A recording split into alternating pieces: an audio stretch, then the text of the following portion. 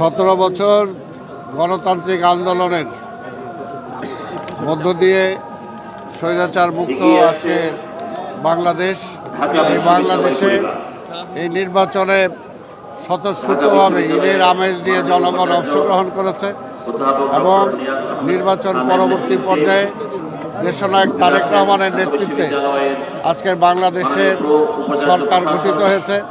এই সরকার গঠিত হওয়ার পরে দেশের মানুষের আশা আকাঙ্ক্ষা যেগুলো আগেই আমাদের নেতা 31 দফার মধ্য দিয়ে এবং নির্বাচনী ইশতেহারের মধ্য দিয়ে ঘোষণা করেছিলেন। নায়াসিনামাইড ও স্যালিসাইলিক সমৃদ্ধ লিলি ফেস ওয়াশ যা ফেসের ডেড স্কিন সেল দূর করে দেয় দ্বিগুণ ফাস্টার ব্রাইটেনিং।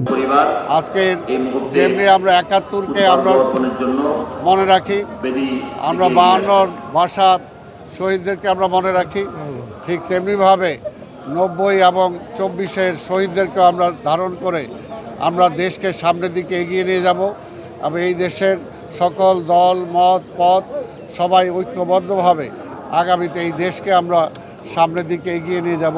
এটাই আজকে 21-এর পথ।